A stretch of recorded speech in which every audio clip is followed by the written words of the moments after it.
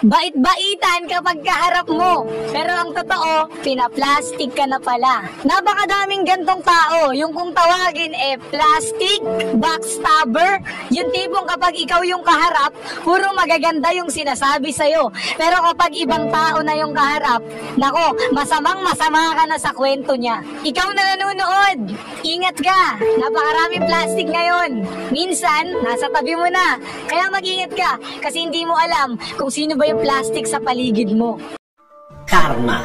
Matakot sa karma. Kapag sinabing ipagpasa Diyos mo na lang yan, ano ang nasa isip mo? Baka ang nasa isip mo, pabayaan na lang. Huwag nang pansinin, huwag nang balikan, huwag nang isipin ang gumanti. Kasi wala naman talagang kwentang patulan.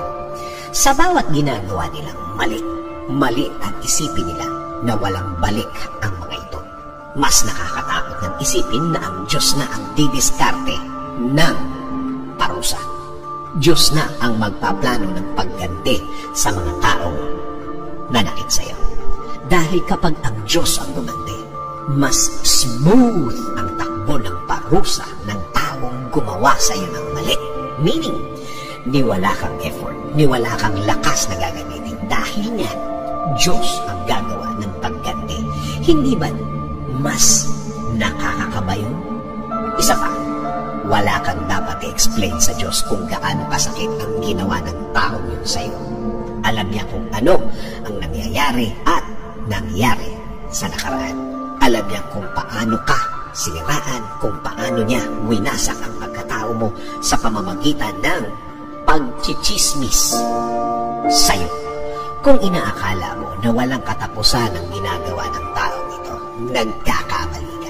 Alam ng Diyos ang right timing. Alam niya ang kanyang plano.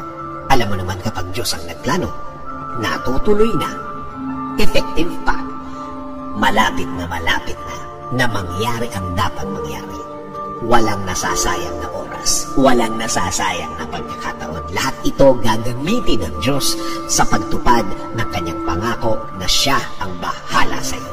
At kapag nag-umpisa na ang plano niya, huwag mo nang pakialaman, huwag kang pumasok sa gagawin niya. Ituloy mo lang ang ginagawa mo. Ituloy mo lang ang tahimik na buhay. Ituloy mo ang hindi pagpansin. Tandaan, napakadelikadong makalaban ng mga taong nagtitiwala sa Diyos. Ulitin ko ha, para maramdaman mo at maalala mo kung gaano ka kalakas, kung gaano kalakas ang kakampi mo. Napakadelikadong makalaban ang mga taong nagtitiwala sa Diyos. Dahil ang mga taong ito ay naniniwala sa power ng Diyos, sa timing ng Diyos, sa plano ng Diyos. Sila yung mga taong alam nila na magbabago ang sitwasyon at alam nila na papabor sa kanila ang mga susunod na kabanata. Ang mga taong ding ito ay walang pagdududa sa mga puso nila. Dati na silang tinulungan ng Diyos. Dati nang gumaan ang buhay nila at nakita nilang sumama ang kalagayan ng mga nanira sa kanila, mga taong bumastos sa kanila.